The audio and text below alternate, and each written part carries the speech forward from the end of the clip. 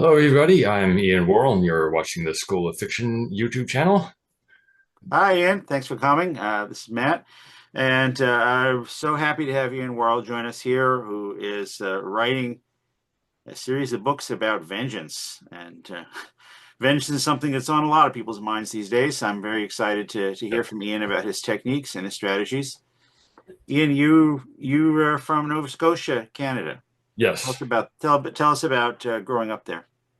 Well, it's basically a normal place like everybody else. It's cold in the winter, and warm in the summer. So it's just a great place all around to grow up and live.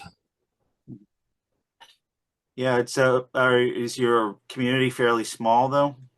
Uh, it's one of the lower population. I live in like the capital city, which is Halifax Regional Municipality, which is they're both not sure the actual population, about three or 400,000. The population of Nova Scotia is at or around 1 million, maybe a little bit less. Mhm. So there's probably some cities in the U.S. that are probably have a higher population than Nova Scotia, if not the all four Atlantic Canadian provinces. You have a lot of natural beauty though Oh there. yes, absolutely. It's basically all year round, particularly when fall colors change on the leaves, and winter it's awesome, and summer and basically all around it's really a great place to come and visit. Yeah, I look forward to the time when that becomes a good option for us again. Yeah, Definitely. Yeah, Ian, we'll start by talking about your books. You have a four-book series, yeah. and yes, so I'm very interested in these. Tell us about your series, and I'll find that slide later. Hey, well, the first book, No Remorse, No Regret. I basically wrote it because I was trying to do like a lot of like the action stories. It's always like the male character avenging the female victim, like his uh, wife or daughter or girlfriend gets kidnapped, and so he goes all psycho and mows down all the bad guys. So I decided to make it sort of like so I decided to have it the female character taking the vengeance. It's to be sort of like the girl with the dragon tattoo effect on it. And Yes. that was the first book. So started off after she was the surviving victim of a serial killer, and then the um, the serial killer resurfaces and tries hunt her down and stuff like that, and the police are searching for them both. Then book two is No Rest for the Vengeful.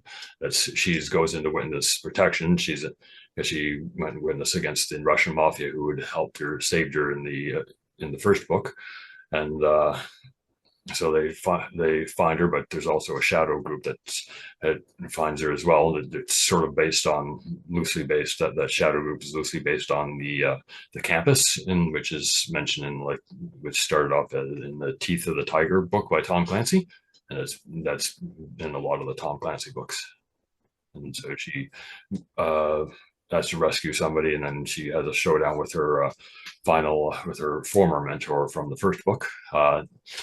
No Mercy for the Guilty is book three, and that becomes there's start off with the idea of message in a bottle that somebody was kidnapped, and they send messages in bottles from that get found all over the world. So he goes to try to rescue her, and then No Retreat for Justice is book four that comes out on May, and the third one comes out April 7th. It's on pre-order. No Retreat for Justice, released on May 5th this year, will be that's there's a series of racially motivated attacks in the U.S. and she goes her along with somebody else goes after them to try to take that group down. Oh, that's excellent stuff, and that I really am also impressed by the fact that you have the same cover model for all of Yeah, these.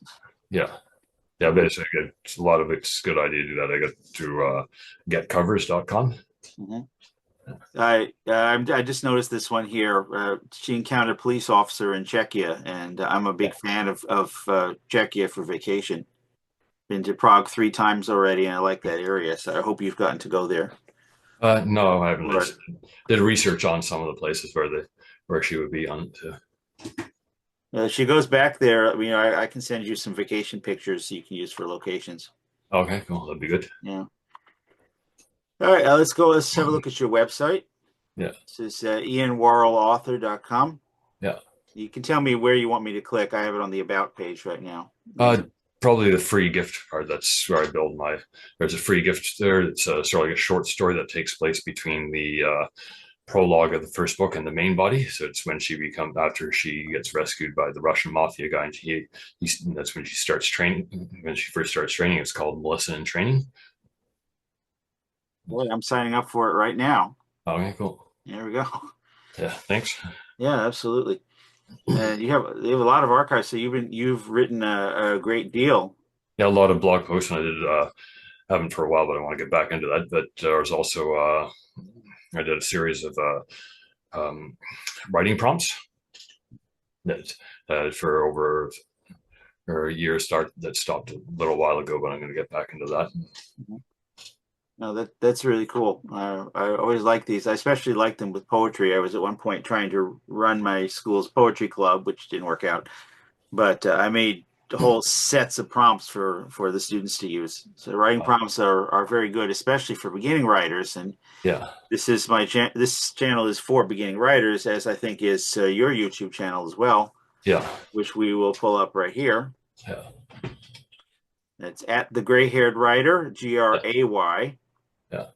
yeah, Because a lot of people spell Grey the British, but Gray is the North American spelling. yeah. I just want to specify that for people who are going to look for this channel, which I have enjoyed very much. And as we see here, advice for the older beginning writer. Tell us more about this.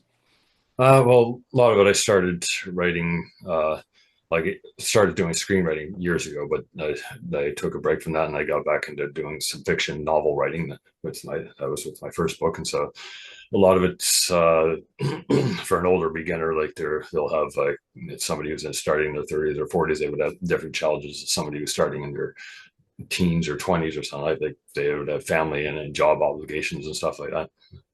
And so, like, how to come up with time to write when you've got other obligations like your job, like you can do writing on your breaks at work or something like that, or come up with stolen moments for writing time. Like if you're waiting at a doctor's office for an appointment, I mean, how often does an appointment run like right on time? Like if you're scheduled for your appointment at 1 o'clock, how often does it go start right at 1 o'clock? So if you got a few moments, you can just use a notebook and write in Got this hand. video here, how I found time to write, and you can too. Yeah, All right, so then we're gonna start with this one.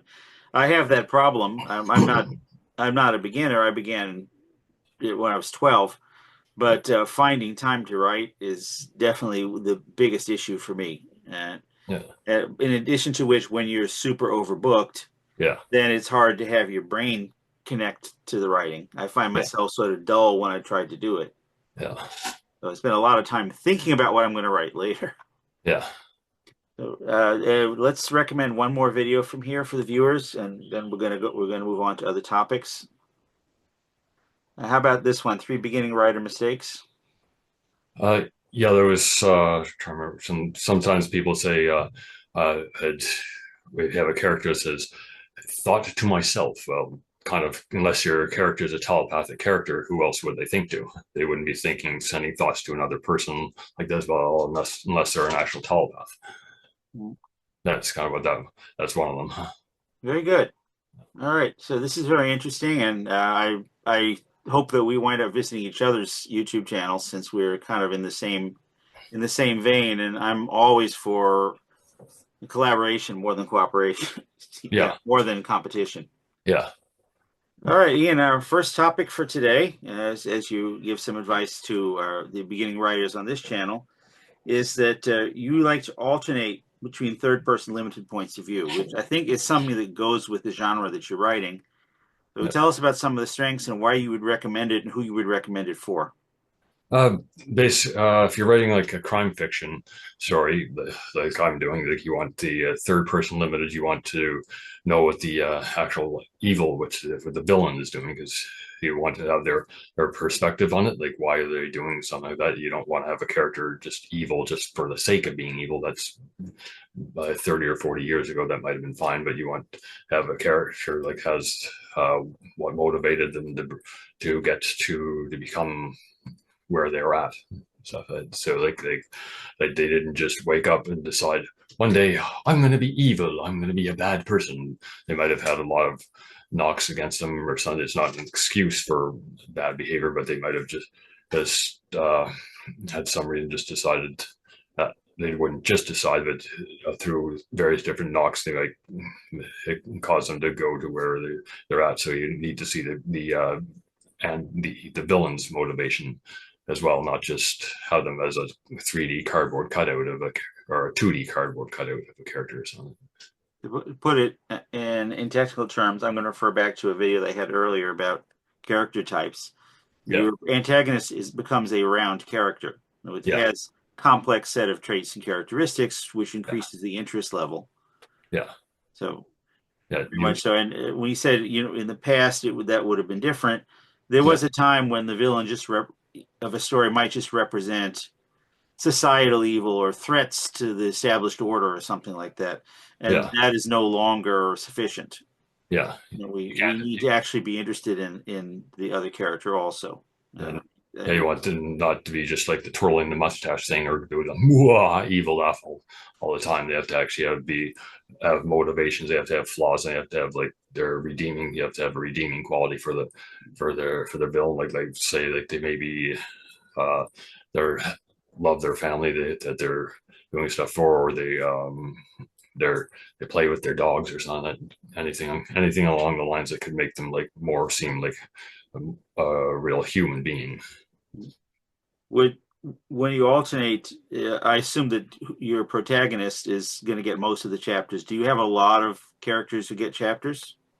Uh, Mainly to it's you'll give a couple chapters for some like the side characters, like the police. They'll be investigating, so you'll need their characters. And if it's like for the main character in my book, Melissa, she's the vigilante, so she needs to get the bulk of it because that's who you're seeing most of the story through and through most of her motivations. But you also want to see like the serial killer in the book. He gets a few chapters. I can't remember how many, but you also want to see him committing the crime. So you want and why he got down to where he did and stuff. All right. Now, as pretty much every guest that I've had on, we've talked about different styles of plotting, and Yeah, part of it has to do with the difference between planning everything in advance and then executing your plan versus figuring stuff out as you go. yeah, So the types of writers general are the plotter and the pantser, yeah, but you use something called discovery writing, and yeah. so I like that term a lot. I think I like it better than pantser. So give us an example of how you do discovery writing. Maybe help some newer writers to get a feel for how they might approach their writing process. Honestly, I see in the new writers groups that I frequent get ideas for these videos. A lot of people say things like, "I'm starting a book. What do I do?" And Uh, you're about to tell us that discovery writing. well, discovery writing, like sometimes I'll come up with like if I'm stuck with an idea, I'll make I go to like a website randomwordgenerator.com and it comes up with word like one story I worked on that says baby or something like that, and I figured how to come up with a story, so I started it as uh, a mother in a store with a baby in the carriage. He turns her attention away just for like a minute, and when she comes back, the baby's been kidnapped or something. And so that you can go with that, and how does you can go with making what type of person would kidnap a baby right in front of her mother, and how does that happen, and then you go through how the police investigated like and stuff. That's you keep going through, and then there's some ideas come. This would be a good idea to take it into this level, and then go through this level. Why would somebody kidnap a baby right in front of her? Maybe the character did it had lost a child of her own, and then was just suffering from some dissociative identity disorder, or some other mental lapse that caused her to do it or something.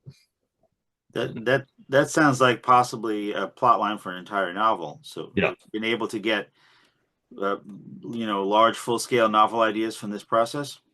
yeah, I have been. I'm working on one right now. Another time years ago when we had uh, snowstorms there in Nova Scotia every Wednesday or something. And so I was just driving around, like imagine what it would be like have a world with basically imagine if it takes place several thousand years after like the events in the movie The Day After Tomorrow. Remember when that turned an ice age? What happens? Like how I definitely remember that that one.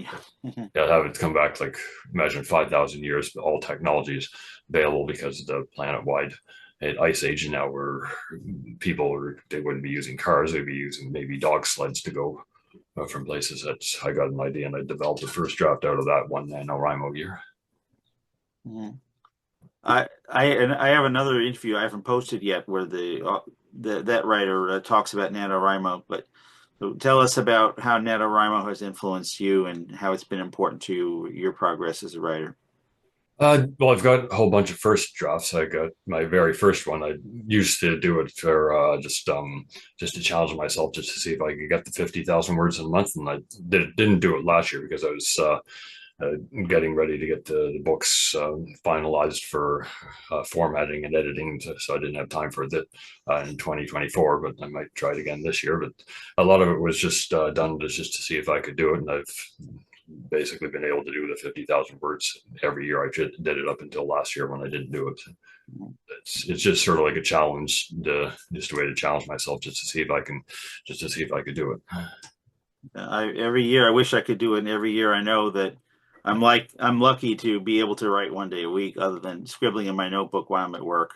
Yeah, I'm unfortunately rather slow, but I think it would be very exciting to be able to do like that. And I know that NaNoWriMo helps a lot of writers to stay motivated and keep yeah, focused. yeah.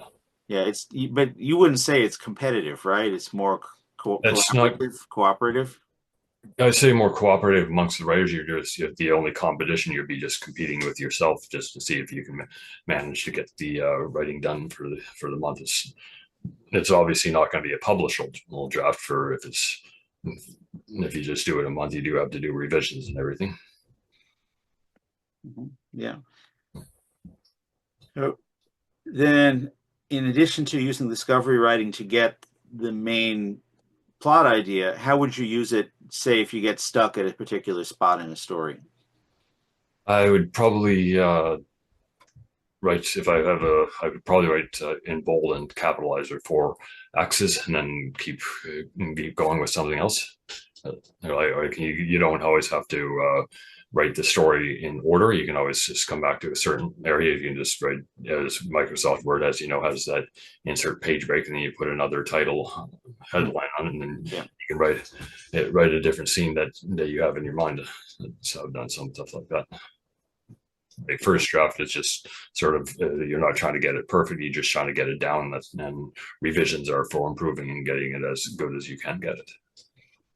Okay, even though I described in another video also, I'm a niggler, which means that I kind of work on the old chapters as I go. Yeah, But for me, that keeps me motivated. But that being said, overall, you are correct that it's more important to finish a draft than to be worried about what you have. yeah, There are people who just say, I don't know if it's any good. I don't know what it is, and they don't do anything. And whenever I see that, my advice is always just keep writing. yeah, Psychologically, for some reason, most writers will just feel bad about their work at whatever stage, very typically in the middle. It's like get over the hump, sort of.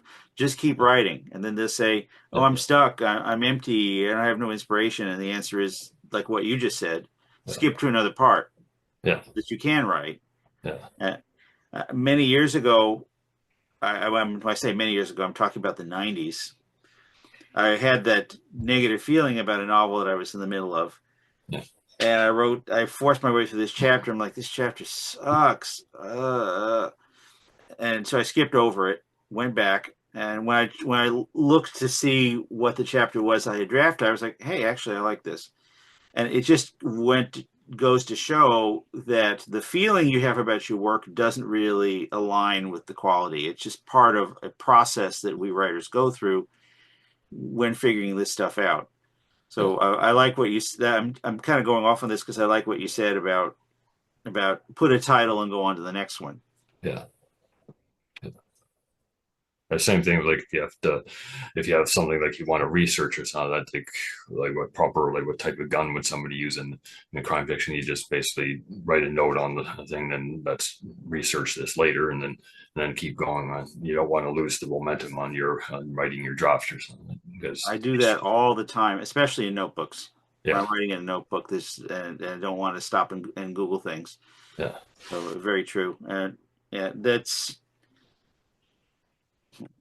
Uh, did you ever use discovery writing to solve a specific chapter problem? Like, I don't know really how this character should do here.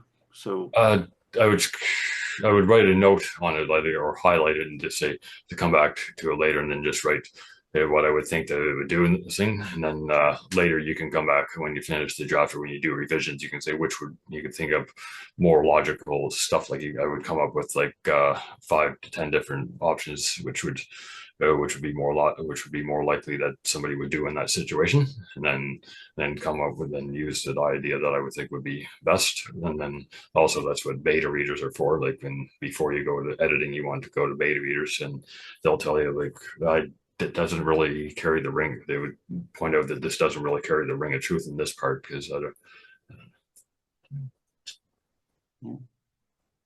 then they might give suggestions on how to improve and stuff. let's go to wrap up. We'll go back and take a look at your series again. So let me Yeah. see if I can get my screen share going here. Finally, yeah, finally got it up here. There we go. This is the image I was trying to do before. Yeah. And now the viewers can see the covers, these beautiful covers, a little better. Yeah.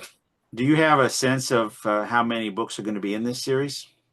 Uh, for now, I'm four. For now, four. I'm like haven't really had a sense of how much other stuff that I want to add on to the series, but I'll probably try and come up with other stories as well outside of the series. And there's a couple of parallel stories that I want to have with it too. Like might have like characters from the series, but not necessarily the main character from that one.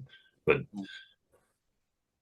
So this is a complete series with the option to reopen later on. yes, yeah. Mhm.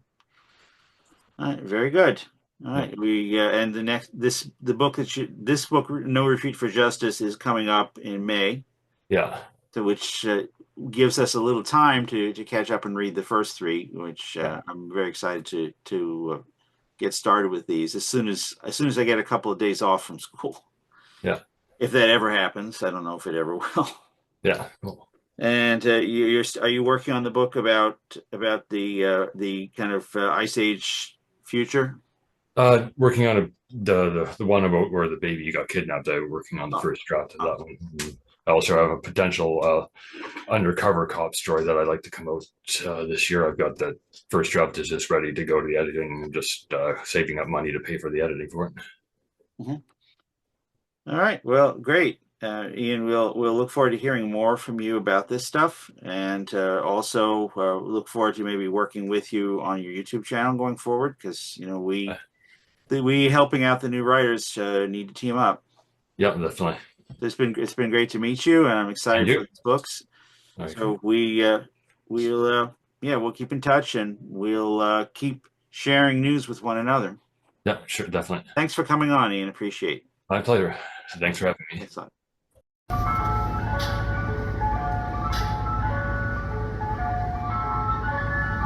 The School of Fiction.